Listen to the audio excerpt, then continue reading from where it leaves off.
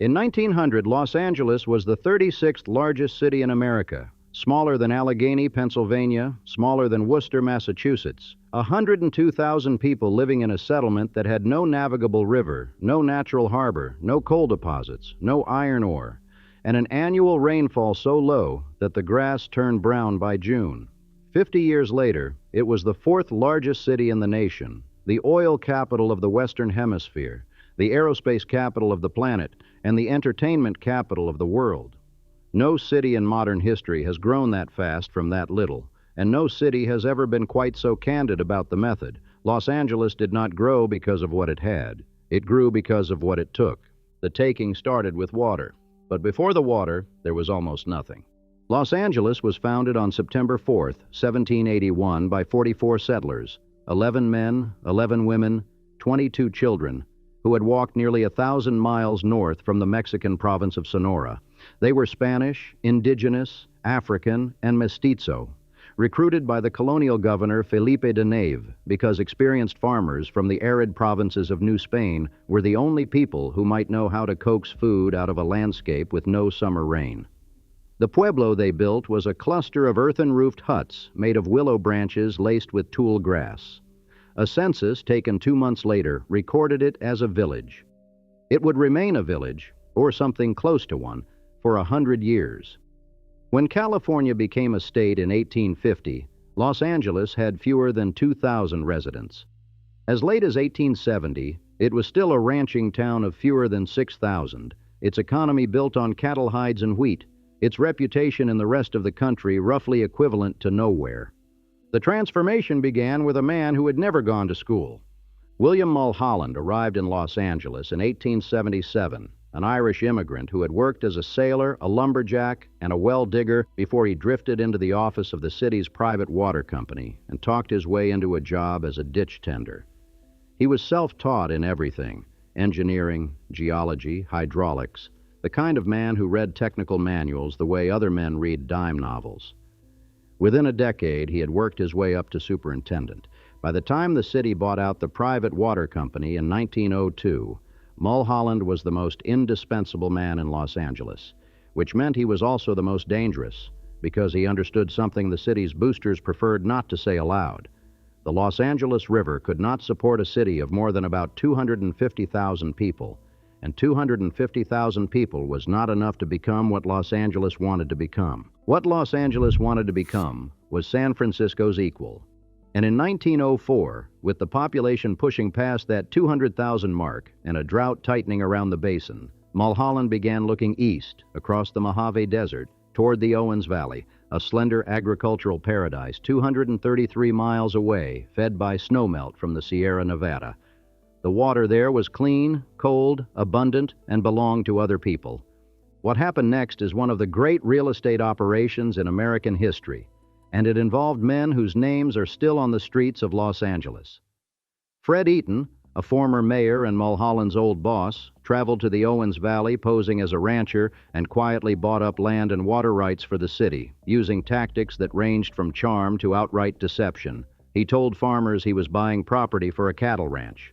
Meanwhile, back in Los Angeles, a syndicate of the city's most powerful men, Harrison Gray Otis, the publisher of the Los Angeles Times, his son-in-law Harry Chandler, railroad magnate Henry Huntington, Moses Sherman, who sat on the city's own Board of Water Commissioners, had been buying up tens of thousands of acres of bone-dry land in the San Fernando Valley at roughly $30 an acre. They knew, before the public did, where the aqueduct would deliver its water. When the project was finally announced, the Times ran the headline like a battle cry: "Titanic project to give city a river." Land in the San Fernando Valley that had sold for $30 an acre would eventually sell for $500, then $1,000.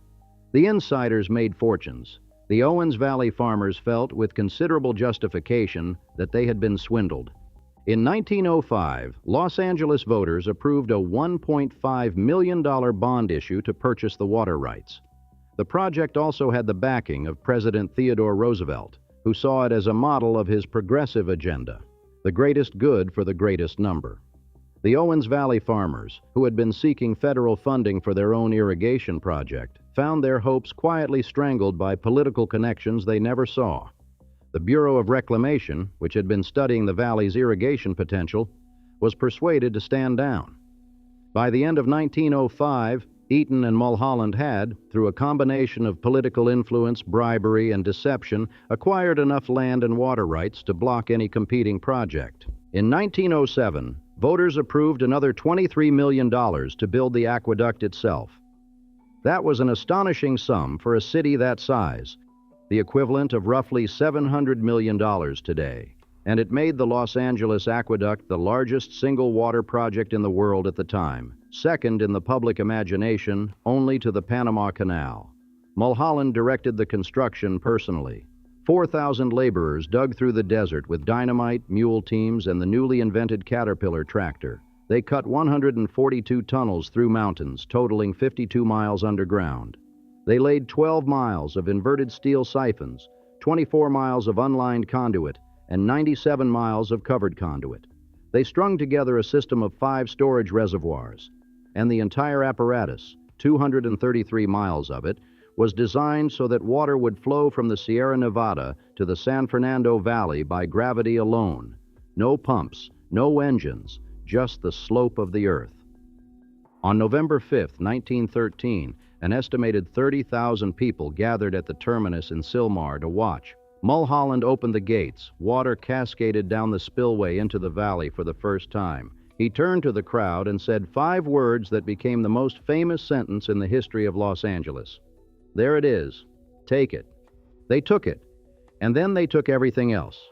To understand what happened to Los Angeles in the decades after the aqueduct opened, you have to understand that the city did not have one boom. It had 4, stacked on top of each other so tightly that they felt like one continuous explosion. The first was real estate, the second was oil, the third was the movies, the fourth was airplanes, and all 4 of them were made possible directly or indirectly by the water that came pouring through the San Fernando Valley in 1913. The real estate boom actually predated the aqueduct by a generation. Back in 1885, when the Santa Fe Railroad completed its line to Los Angeles and entered a rate war with the Southern Pacific, the price of a ticket from Kansas City to Los Angeles dropped from $125 to, for a brief lunatic moment on March 6, 1887, $1. The Southern Pacific alone carried as many as 120,000 passengers into the region in 1887. Midwesterners flooded in by the tens of thousands, lured by promoters who published books and pamphlets describing Southern California as a paradise of eternal sunshine, palm trees, and roses blooming in January. An acre of land in Los Angeles County that cost $100 in 1886 was worth $1,500 the following year. Developers laid out entire paper towns with brass bands and free lunches, selling $100 million worth of Southern California real estate in a frenzy that invented a new word. Boom! Always with the exclamation point. Over 100 new communities were platted between 1884 and 1887. Then the bust came, as busts do, and more than half the paper towns vanished into the sagebrush, their grand avenues reverting to cow paths. But the people who stayed, and the railroads, and the orange groves that the newly invented refrigerated boxcar made profitable to ship east, formed the foundation of what came next. Los Angeles had 11,000 people in 1880. It had 50,000 by 1890. The pattern was set. Boom, bust, bigger boom. The city would repeat it for the next century. And what came next, after the aqueduct, was Henry Huntington's Pacific Electric Railway, the red cars. Huntington, the nephew of railroad baron Collis P. Huntington, had arrived in Los Angeles in the early 1900s and immediately grasped a principle that would define the city for the next century. The way to make money in Southern California was not to run a transit system. It was to buy cheap land at the edge of nowhere, build a rail line to it, and sell the land as a suburb. In 1901, with the banker Isaias Hellman as his partner, he formed the Pacific Electric Railway. The first major line to Long Beach opened in July 1902. Then he began buying thousands of acres across the basin, in the San Gabriel Valley, in Orange County, in Huntington Beach, which he named, with characteristic understatement, after himself. He also formed the Pacific Electric Land Company, the Huntington Land and Improvement Company, and the San Gabriel Valley Water Company. rail, land, water. It was the same triad that had built the aqueduct, now operating at a personal scale. Huntington was not building a city. He was building an investment portfolio shaped like a city. By the 1920s, the Pacific Electric was the largest electric railway system in the world. Over 1,000 miles of track connected Los Angeles to more than 50 communities across 4 counties. You could ride a red car from the mountains to the sea for a nickel. The system carried 100 million rides a year at its wartime peak. It was not, by itself, a profitable business. The fares barely covered operating costs. But Huntington didn't need the fares. He needed the land sales. Every new rail line turned a $50 acre into a $500 acre. The railway was, in essence, the most elaborate real estate marketing campaign in American history, and the product it was selling was the idea of Los Angeles itself, a city where you could own your own bungalow with a yard and an orange tree and still get downtown in 30 minutes. While Huntington was building the suburbs, something was happening underground. Los Angeles had always had oil. The Tongva people who lived in the basin before the Spanish arrived used the natural tar seeps to waterproof their canoes. In 1892, a prospector drilled into those same tar seeps near what is now Dodger Stadium and hit a commercial well. Small discoveries followed across the basin, at Beverly Hills, at the Salt Lake Field near downtown, at Huntington Beach. But the real strike came on June 23, 1921, when a wildcat well called Alamitos No. 1, drilled by a man named O.P. Happy Yowles on a remote hilltop south of Long Beach called Signal Hill, hit a reservoir at 3,114 feet and erupted in a geyser of crude that shot 114 feet into the air. The natural gas pressure was so intense the oil column was visible for miles. Signal Hill became the most productive oil field per acre the world had ever seen. In 1923 alone, the Long Beach field produced 68 million barrels of oil. Derricks went up so fast and so close together, leased by the square inch, not the acre, that the hill earned the nickname Porcupine Hill. By the end of 1938, the field had yielded 614 million barrels of crude. By the mid-1920s, the Los Angeles basin was producing 1/5 of the nation's oil supply, and California as a whole was the source of 1/4 of the world's entire petroleum output. An industry that had barely existed in Southern California 20 years earlier was now generating hundreds of millions of dollars a year, creating instant millionaires out of farmers who happened to own the right parcel, and attracting a flood of workers, speculators, and grifters that made the 1880s land boom look modest. All of this oil needed to go somewhere, and that somewhere was the port. Back in the 1890s, Los Angeles boosters had lobbied the federal government to build a deep-water harbor at San Pedro, 20 miles south of downtown, a fight against the Southern Pacific Railroad, which wanted the port at Santa Monica, where it controlled the waterfront.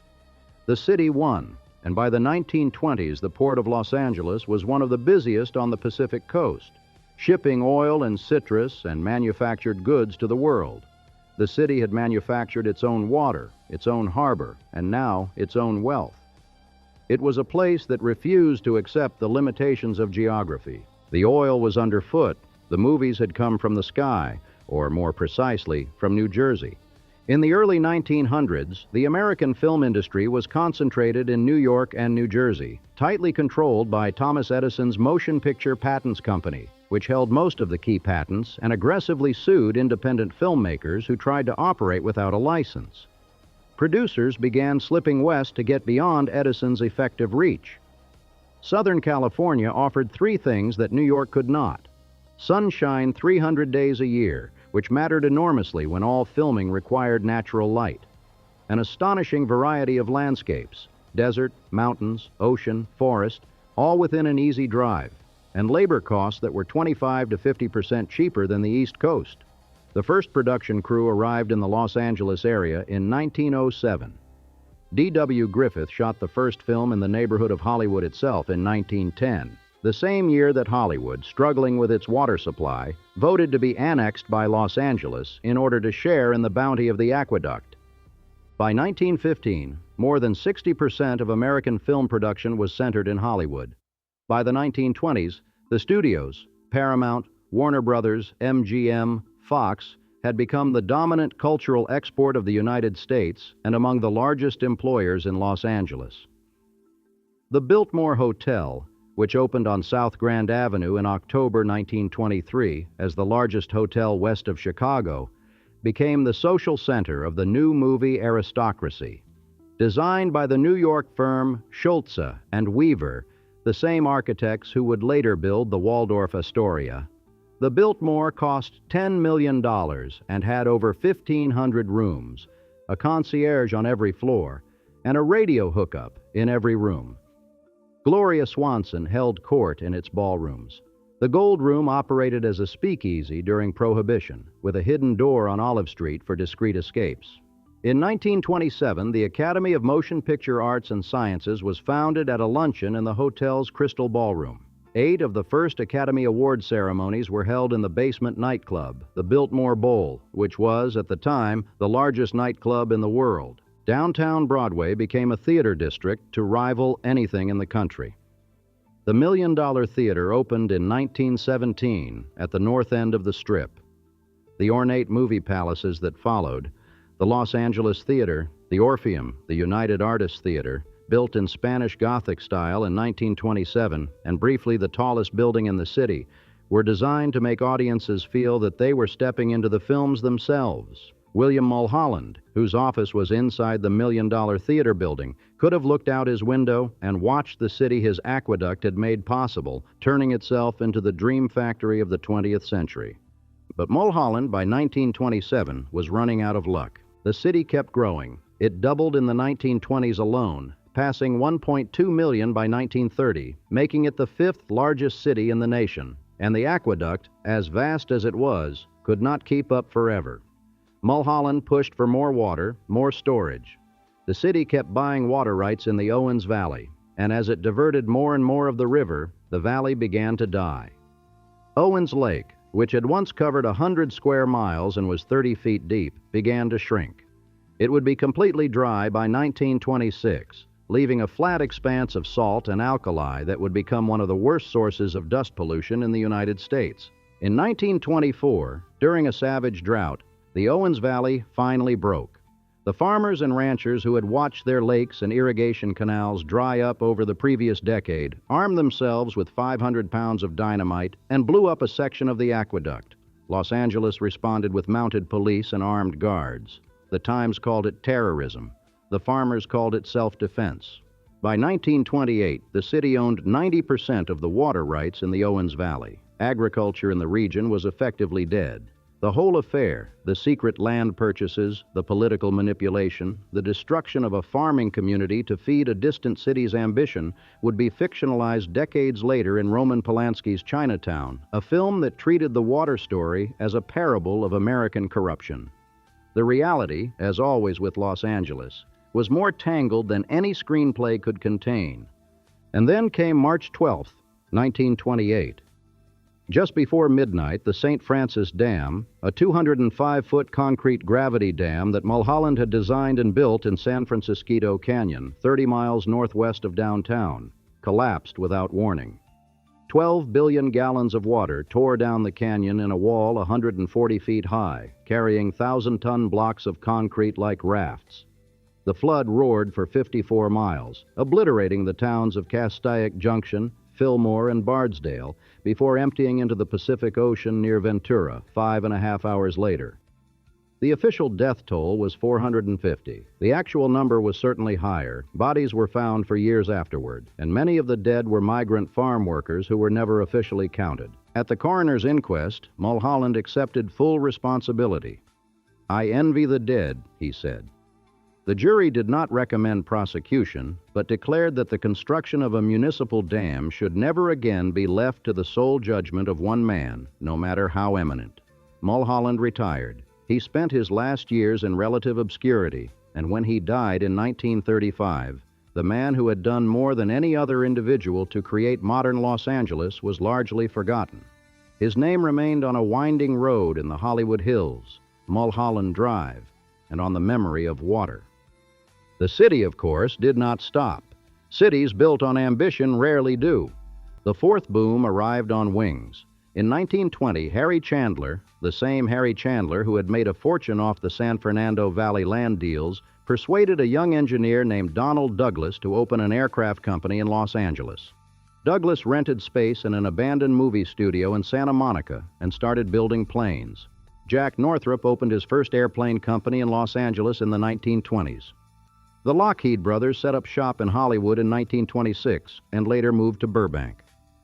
Howard Hughes founded Hughes Aircraft in 1932, starting in a rented hangar in Burbank and eventually growing to encompass 1,300 acres at the edge of Culver City.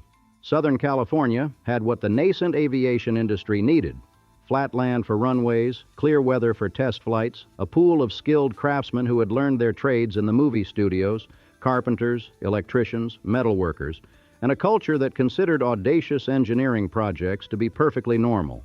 By 1928, more than 20 airframe and aircraft engine manufacturers were located in the region. Los Angeles was using airplanes for urban transit, with 53 landing fields within 30 miles of City Hall. One of them, Mines Field, would become Los Angeles International Airport. And then came the war. World War II transformed Los Angeles more thoroughly than any event since the aqueduct. The defense contracts poured in, and the factories ran around the clock. Douglas Aircraft, which had started in that borrowed movie studio, produced nearly 30,000 aircraft between 1942 and 1945. Its workforce swelled to 160,000. Lockheed built the P-38 Lightning. North American Aviation built the P-51 Mustang. Vultee Aircraft, working out of a plant in Downey, produced 15 to 20% of all American aircraft during the war. At the peak, the Los Angeles area employed roughly 2 million aerospace workers. 60 to 70% of the entire American aerospace industry was located in Southern California. The factories were so important that some were camouflaged with enormous nets painted to look like suburban neighborhoods from the air, complete with fake houses and rubber automobiles. The workers came from everywhere: from Texas, from Oklahoma, from the Deep South, from the Midwest, drawn by wages that were higher than anything they had known. Among them were hundreds of thousands of black Americans, part of the second Great Migration, who came to work in the shipyards of San Pedro and the aircraft plants of Inglewood and El Segundo. For the first time, many of these workers earned a middle-class income. They bought bungalows in neighborhoods like Watts and Compton, places that, from the outside, looked nothing like the tenement ghettos of Chicago or Harlem. Los Angeles County's population jumped from 2.7 million in 1940 to 4.1 million in 1950, a 49% surge in a single decade. The city of Los Angeles alone went from 1.5 million to nearly 2 million. The GIs who passed through on their way to the Pacific Front saw the sunshine and the palm trees and the bungalows and said to themselves, "I'm coming back." And after the war, they did, by the hundreds of thousands, armed with VA loans and the GI Bill, ready to buy a house in the San Fernando Valley that would have been desert without the aqueduct, in a suburb that wouldn't exist without the red cars, and to drive to work at a defense plant that wouldn't be there without the water and the weather and the flat land. And to get to work, they would need the freeways. The Arroyo Seco Parkway, later renamed the Pasadena Freeway, opened on December 30th, 1940, as the first freeway in the western United States. It was 6 miles long and designed for speeds of 45 miles per hour, and when it opened, it felt like liberation, a way to move through the sprawling city without stopping at 100 intersections. The Hollywood Freeway came next, connecting downtown to the San Fernando Valley. Then the Harbor Freeway, driving a concrete trench from downtown south to the port. Then the Santa Monica Freeway, linking the coast to the city center, each one wider and faster than the last. The Federal Aid Highway Act of 1956, which committed the federal government to paying 90% of interstate highway construction costs, flooded California with money. The construction wave of the 50s and 60s carved the freeway system into the landscape like rivers of concrete through a living city. The population of Los Angeles County had nearly tripled between 1940 and 1960, and the freeways were the response, the infrastructure that was supposed to hold the sprawl together, but they also tore it apart. Entire neighborhoods were demolished. Eminent domain consumed whole blocks, houses, churches, corner stores, the irreplaceable fabric of daily life. In East Los Angeles, the system cut through Latino communities that had already been devalued by decades of discriminatory housing assessments, reports that described residents in language designed to justify lower property prices. In 1953, the city created a $10 million urban right-of-way acquisition fund specifically to buy properties in the path of the freeways, and the prices they paid reflected the prejudice that had depressed the land values in the first place. Wealthier neighborhoods, Pasadena, Beverly Hills, Santa Monica, had the political connections to fight the bulldozers. East Los Angeles did not, and while the freeways were going up, the red cars were going down. It is one of the most debated stories in American urban history. What killed the Pacific Electric? The popular version, immortalized in the 1988 film Who Framed Roger Rabbit, holds that General Motors and Standard Oil bought up the streetcar lines and deliberately dismantled them to sell more cars and tires. The truth is more complicated and, in a way, sadder. The Pacific Electric had been built not as a transit system, but as a real estate scheme. And once the real estate was sold, there was no financial model to sustain the rails. Ridership had peaked during the war at 300,000 rides per day, when gas was rationed and rubber was scarce. After the war, with cheap gasoline and new freeways and a suburban landscape that the red cars themselves had created, riders drifted away. Maintenance costs rose, equipment aged. The fares, held artificially low by regulators, could not cover the costs. The system bled money year after year. National City Lines, the company backed by GM, Firestone, and Standard Oil that bought the Los Angeles transit lines, certainly accelerated the decline, converting rail routes to bus routes wherever it could. But the decline was already well underway. The deeper irony was structural. Huntington had built the red cars to sell suburbs, and the suburbs he sold were so spread out that only the automobile could actually serve them efficiently. The system contained the logic of its own destruction from the beginning. On April 9, 1961, at 3:45 in the morning, the last red car rumbled down Line 36 from downtown Los Angeles and into oblivion. Most of the cars were sold for scrap. Some went to museums. Some became long, narrow houses. A few were dropped into the ocean off Redondo Beach to create an artificial reef. 1,000 miles of track, 100 million rides a year, gone. What replaced it was the freeway and the automobile, and for a generation, it worked, or seemed to. Los Angeles in the late 50s and 60s was perhaps the most confidently modern city in the world. The population of the metro area, which had been 4 million in 1950, hit 8.4 million by 1970. The aerospace industry, supercharged by the Cold War and the space race, continued to expand in ways that would have staggered even the men who built the aqueduct.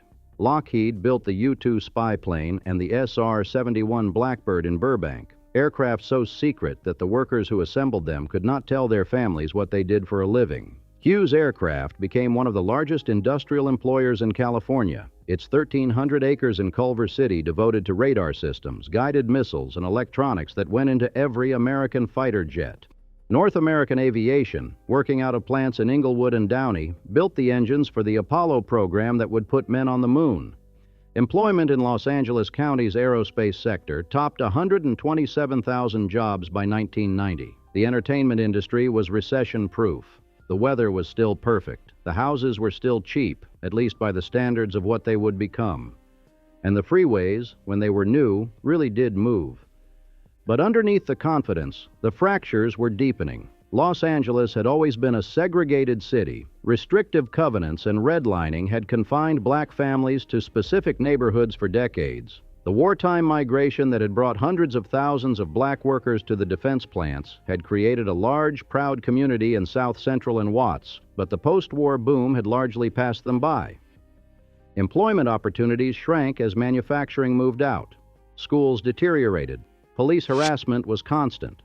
On August 11, 1965, a traffic stop in Watts, a neighborhood of single-family bungalows that looked nothing like the stereotypical Eastern ghetto but seethed with the same anger, escalated into 6 days of rioting that killed 34 people and caused $40 million in property damage. Governor Brown appointed a commission to investigate. The McCone report identified the causes with clinical precision: police hostility, few job opportunities, inferior schools, no access to health care. Very little changed. 27 years later, on April 29, 1992, when a jury in the suburban town of Simi Valley acquitted 4 white police officers of beating Rodney King, an acquittal that contradicted a videotape the entire country had watched, Los Angeles exploded again. 6 days, 63 dead, over 2,000 businesses destroyed, more than $1 billion in property damage. Koreatown was devastated. The intersection of Florence and Normandy became a symbol of a city that had been making promises it could not keep to people it preferred not to see. On the 3rd day, Rodney King himself appeared on television and asked quietly, "Can we all get along?" The question hung in the smoky air over a city that had spent a century proving it could build anything, except perhaps a place where everyone belonged. The 90s brought another blow, this one economic. The Cold War ended, and the peace dividend turned out to be a pink slip. The aerospace industry that had built the suburbs and the middle class began to consolidate and leave. Northrop merged with Grumman. Lockheed merged with Martin. Boeing absorbed McDonnell Douglas. The legacy companies that had been born in Los Angeles, Douglas, Hughes, North American, Lockheed, either moved their headquarters or closed their Southern California operations. Aerospace manufacturing employment in the county fell from 127,000 jobs in 1990 to fewer than 40,000 by 2003, a 70% collapse. The California real estate market, which had been inflated by defense dollars for half a century, tanked with it. The Biltmore Hotel, that $10 million monument to the city's 1920s ambition, had already tasted decline. By the 1970s, its ornate Beaux Arts style was considered stuffy and outdated. Downtown Los Angeles, which had been the center of everything, the place where the streetcars converged and the theaters blazed and the Biltmore's crystal ballroom rang with the clink of champagne, had emptied out. The department stores had followed the middle class to the suburbs. The Broadway theaters had gone dark. Pershing Square, across the street from the hotel's front entrance, was regarded as a gathering place for vagrants. The Biltmore was in such deep trouble that there was talk of converting it into senior housing. In 1976, it was purchased for $5.4 million, barely half of what it had cost to build in 1923 dollars, and a fraction of that in real terms. It survived. It was restored, designated a landmark, but the city around it had changed in ways that no restoration could reverse. Today, downtown Los Angeles is in the middle of an uncertain revival. The Broadway theaters are being rediscovered, some converted into event spaces and nightclubs. The Bradbury Building, that astonishing Victorian office building from 1893 with its wrought iron railings and its skylit atrium, is still standing, still beautiful. The Grand Central Market has been operating continuously since 1917. But the streets around them tell a more complicated story. Los Angeles County's homeless population reached nearly 70,000 in 2022, approximately 1 in every 150 residents. Encampments of tents and tarps line the underpasses of the freeways that were supposed to be the arteries of progress. The city has made some headway. The count dropped to around 68,000 by 2025, the first consecutive decline in its history. But the scale of the crisis remains staggering for a county whose economy, if it were a nation, would rank among the world's 25 largest. The population of the city itself has begun to flatten and, in recent years, to decline slightly for the first time in its modern history. Los Angeles grew by only 2.8% between 2010 and 2020, far below the state average. Between 2020 and 2021, the metro area actually lost 67,000 people. Housing costs have driven the exodus as surely as housing abundance once drove the arrival. The median home price in Los Angeles County, in a place that was practically given away as desert lots a century ago, now hovers around levels that would have made the San Fernando Valley Syndicate weep with disbelief or satisfaction. And then there was fire. On January 7th, 2025, driven by the Santa Ana winds that dry the chaparral every winter, wildfires erupted across the Los Angeles basin. The Palisades fire swept through the wealthy coastal suburb of Pacific Palisades, burning over 23,000 acres and destroying nearly 7,000 structures. The Eaton fire tore through Altadena, a historically black enclave where families had managed to buy and own homes despite decades of discriminatory housing policies. Over 9,000 structures were destroyed in Altadena alone. 30 people died. Property damage estimates ranged from $28 billion to $54 billion. The total economic cost, including business losses and reduced tax revenue, was projected at up to $131 billion. Recovery, analysts said, would take 4 to 10 years. The fires were not unprecedented. Southern California has always burned, but their scale, in the middle of a city of nearly 4 million people, felt like something new, or perhaps something very old. The land had always been arid. The basin had always been fragile.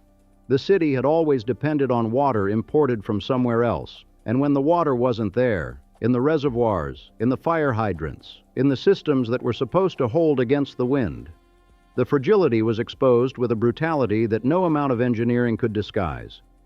There is a road that winds along the crest of the Santa Monica Mountains, from the Hollywood Freeway to the Pacific Coast Highway, with the city spread out below it like a circuit board stretching to the horizon.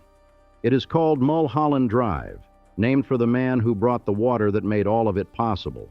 The suburbs, the studios, the defense plants, the freeways, the oil derricks, the 10 million lives arranged across 4,000 square miles of what was, not so long ago, a valley of brown grass and coyotes.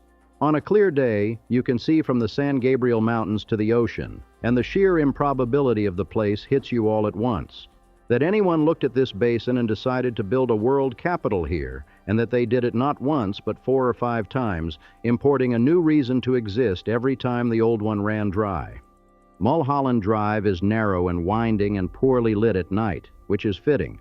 The road is beautiful in the way that Los Angeles is beautiful, best seen at speed, best experienced in motion, a place that was never designed to be examined too closely or too long. Along its edges, on both sides, the chaparral grows thick and dry, waiting for the wind.